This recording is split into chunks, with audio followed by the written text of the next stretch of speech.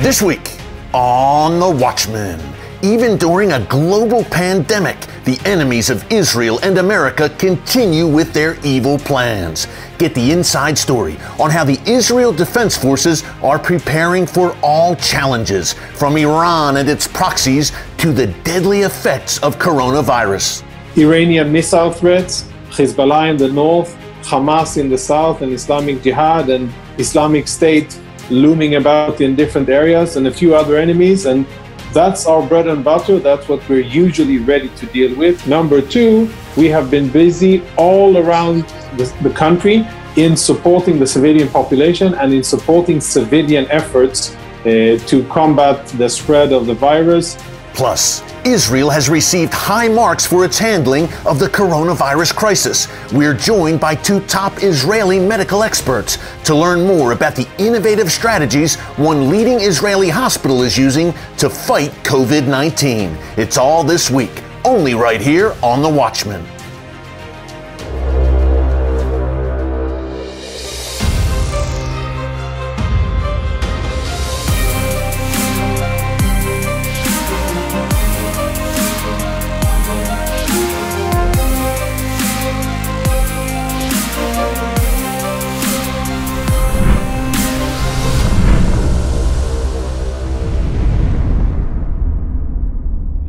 And welcome to The Watchman. Our team at Christians United for Israel hopes that everyone is hanging in there and staying strong as we continue to go through this coronavirus crisis together.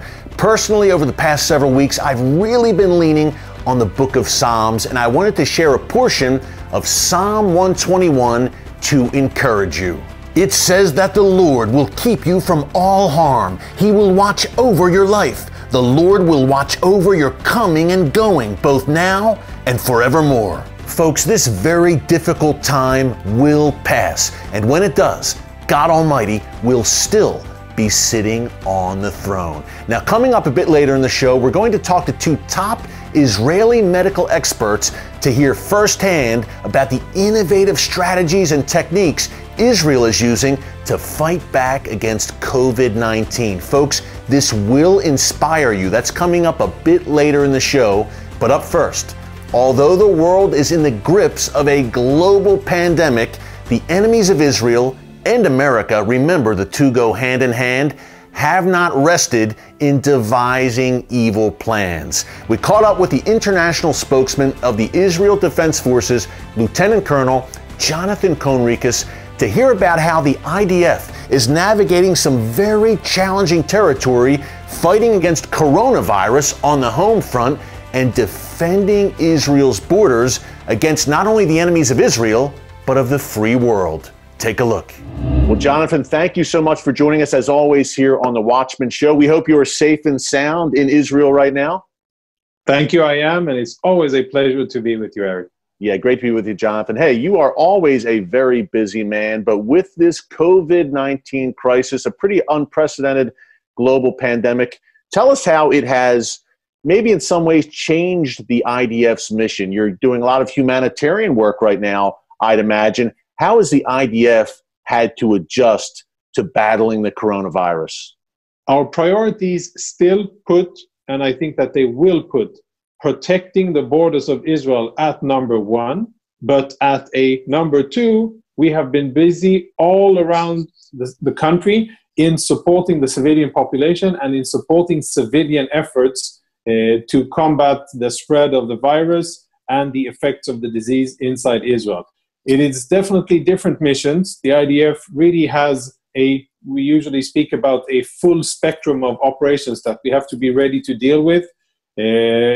Iranian missile threats, Hezbollah in the north, Hamas in the south, and Islamic Jihad and Islamic State looming about in different areas, and a few other enemies. And that's our bread and butter. That's what we're usually ready to deal with. And COVID-19 and pandemics are not. So we've been adjusting, but keeping clear, we're maintaining a clear aim on number one mission, that is to continue to defend the state, because no other organization will be doing that. Under the guidance of the Israeli government and as per the scientific medical instructions by the Ministry of Health, we've been working together The part of the IDF that has been leading efforts for most of the things that we've been doing is our Home Front Command, which is kind of a special thing that it should be quite special in Israel.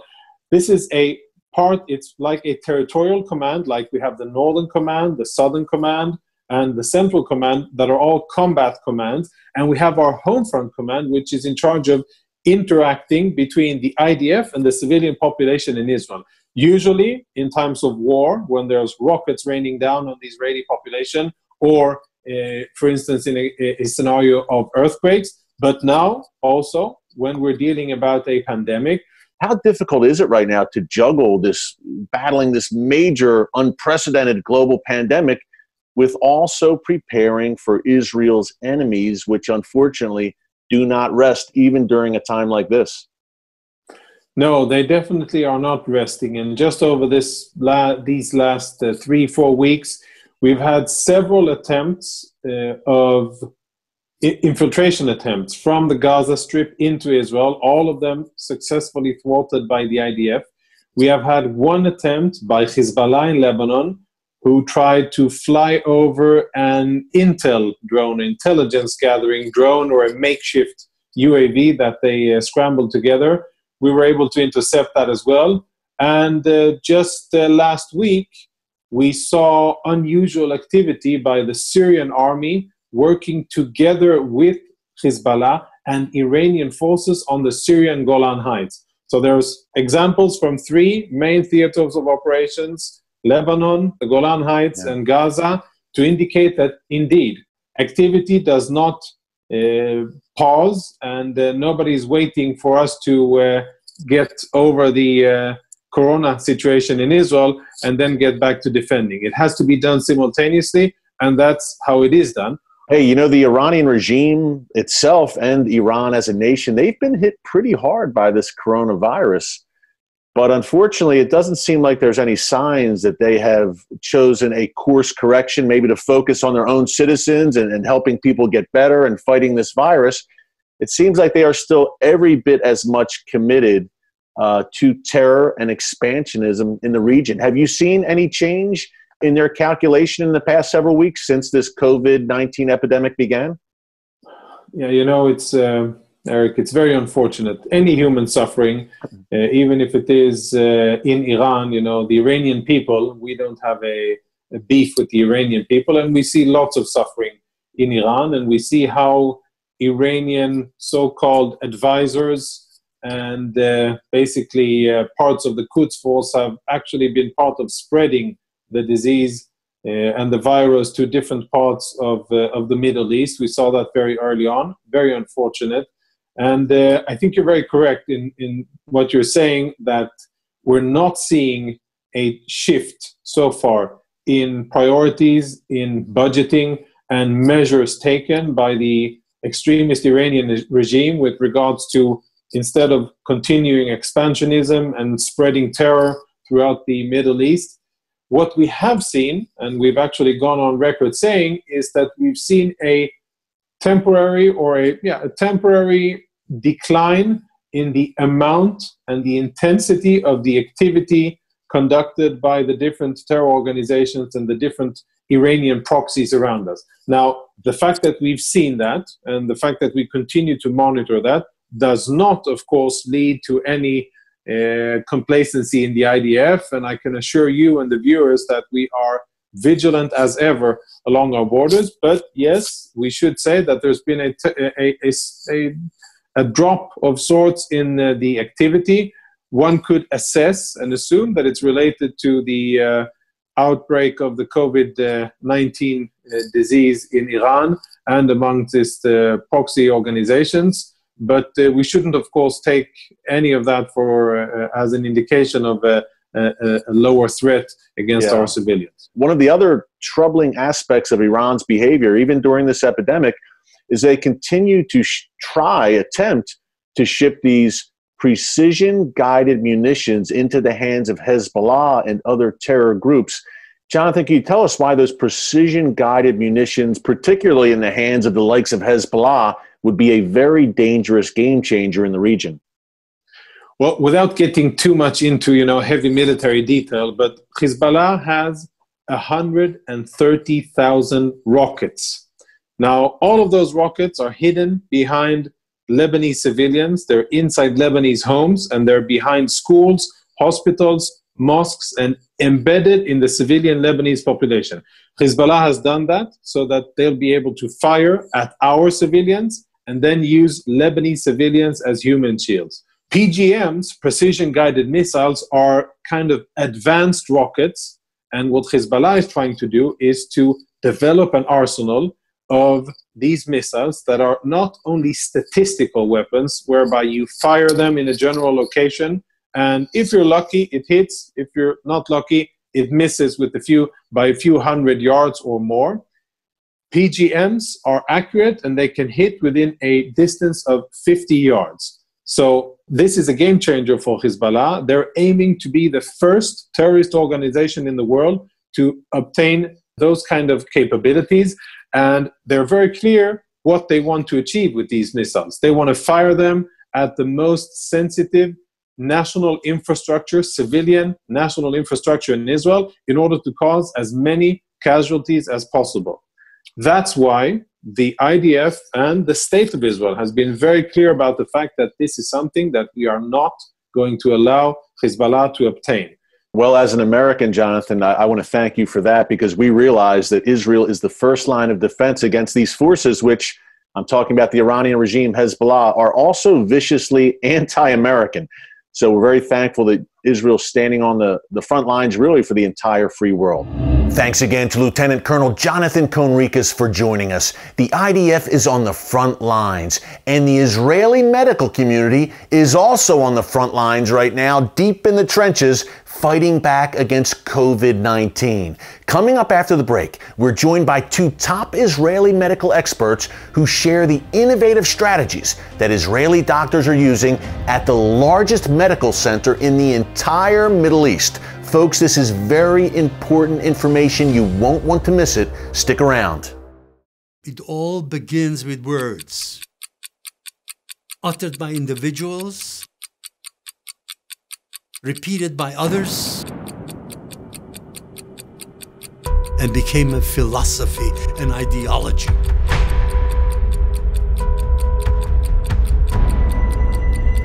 When you become anything without realizing that it's happening, it's called brainwash. I hated America. The Jews were the reason for all the evil in the world. This we must not allow to happen again.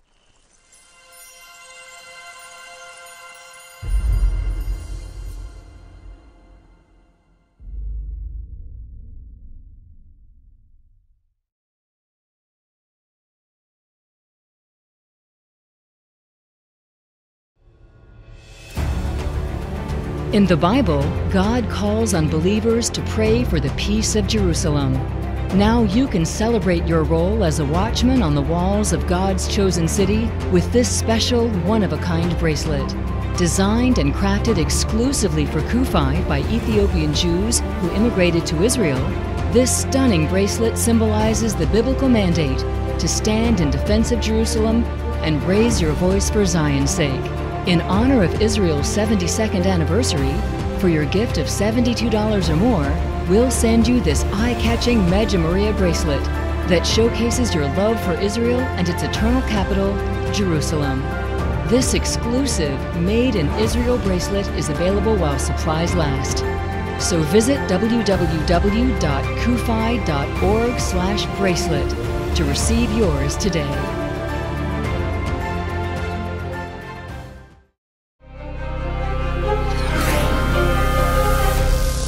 And welcome back. Sheba Medical Center is the largest medical center in the entire Middle East and a place where groundbreaking innovation occurs every day. Now, Israel has received very high marks for its handling of the coronavirus crisis, and the team at Sheba Medical Center is a major reason for that. I caught up with Professors Arnon Afek and Eyal Lashem to hear about the innovative strategies that Sheba is using in the fight against coronavirus. This will encourage you. Take a look.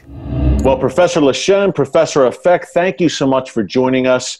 Hey, the Sheba Medical Center has been on the front lines of the fight against COVID-19 in Israel. The first Israeli coronavirus designation was at Sheba Medical Center back in February. Tell us about some of the innovative, cutting-edge ways and techniques you are using to battle this global pandemic. And first, thank you very much for inviting us. It's a great honor for us to share our knowledge and experience, as well as to learn from our American friends. We were in fact ordered by the Israeli government to be the first center to receive corona patients. We learned a lot, and we shared this experience with other hospitals throughout Israel.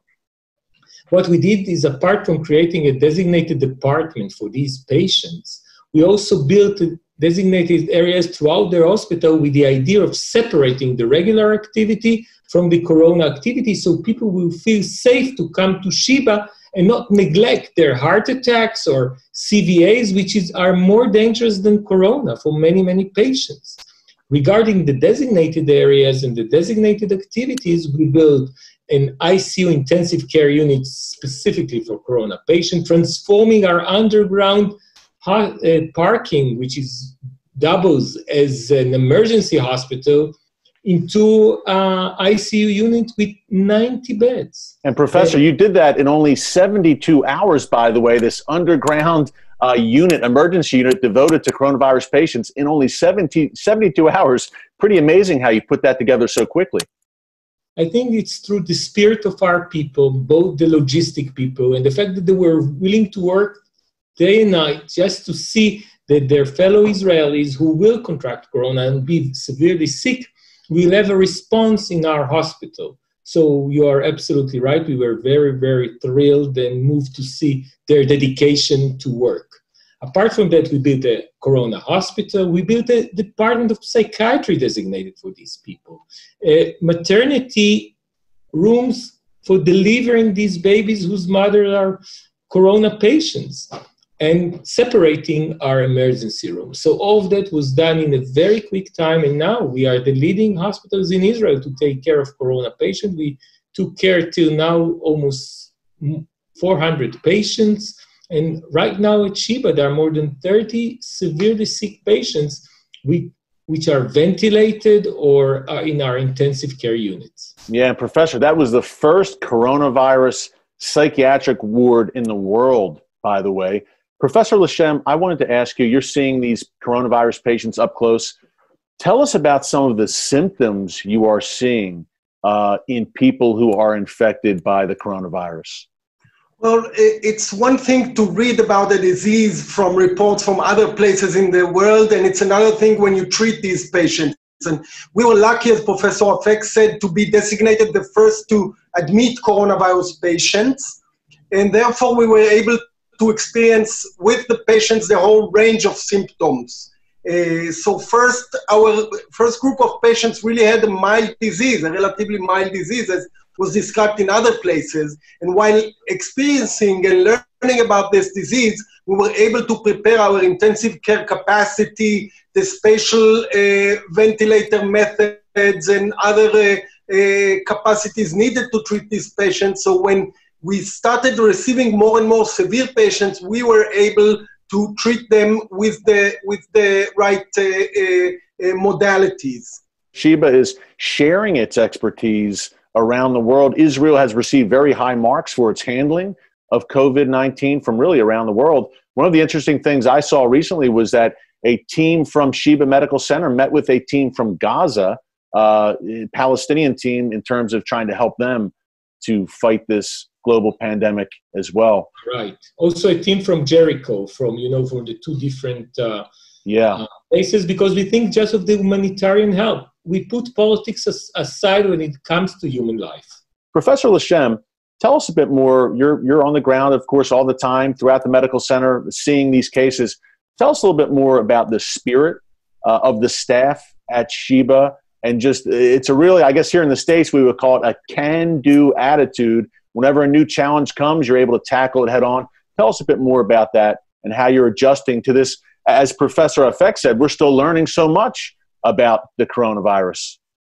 Yeah, I would say one of the most interesting moments I remember, and kind of exemplifies the spirit of Shiba, is when we sat at one of these evenings and we were discussing converting the special unit of COVID-19 that is completely separate from a hospital into a full capacity internal medicine ward.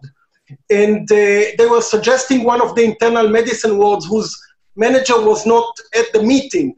However, another one who's already in the meeting said, no, I want to do it. I already learned a little bit about these patients, keep this mission on my ward, and I will bring in all my doctors and nurses. He actually volunteered to continue treating these patients. And this is very exemplary, and it's across all sectors. So it's not only doctors and nurses, it's medical technicians, laboratorians, Röntgen technicians,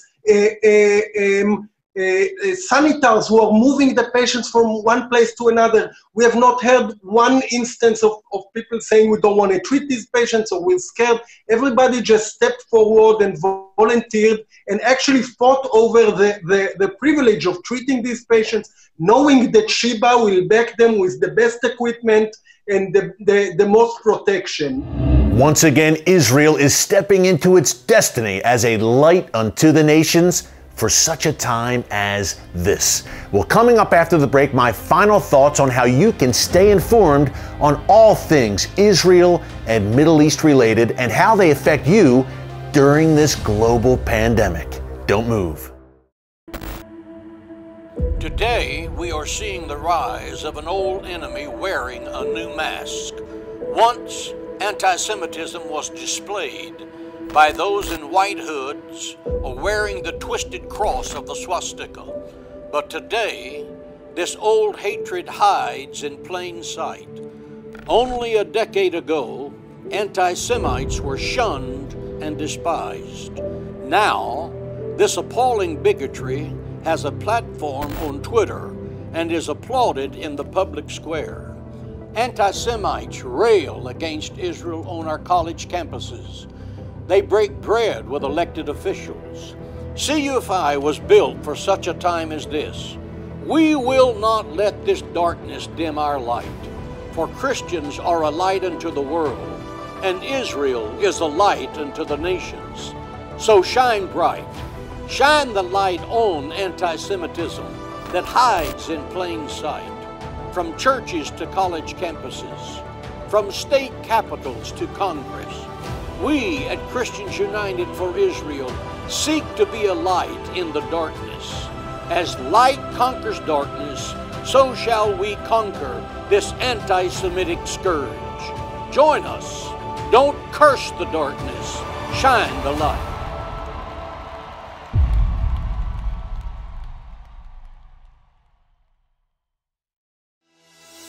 Jerusalem is the city that God has chosen as His dwelling place forever.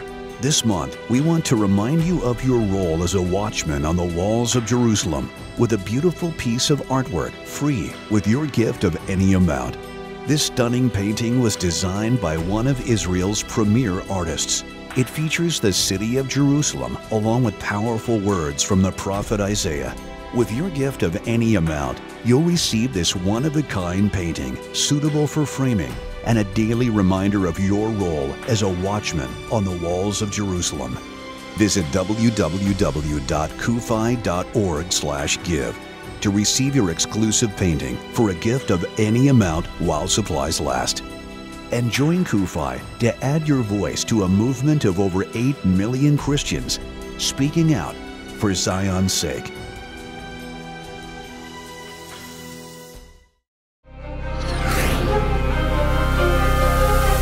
And welcome back. You know, our team at Christians United for Israel is so accustomed to traveling back and forth between the United States and Israel. I personally travel to Israel 5 or 6 times per year to film for the Watchman show. Right now, that's on hold because of travel restrictions related to COVID-19 and our Kufi events. Folks, we have hundreds of events in churches and communities throughout the United States every year. They've also been put on pause for the time being. Now, hopefully they start back up again. I can assure you we are keeping very busy during this coronavirus crisis. We're sheltering in place, but we're not sitting in place. Our QFI team has put together a very special resource for you to keep you updated on all things Israel and Middle East related, and most importantly, how they affect you and your family. It's called the QFI Virtual Experience. Take a look. Christians United for Israel has launched the QFI Virtual Experience. The QFI Virtual Experience is an incredible resource that enables you and your family to stand with Israel from the comfort of your home. Enjoy live webinars with renowned Middle East experts, watch our constantly updated video library, take virtual tours of Israel, be inspired by Pastor Hagee's daily devotional, and much more. We may not be together in person during this difficult time, but we can still learn together as a community through the QFI Virtual Experience. Join us at www.qfi.org/virtual today.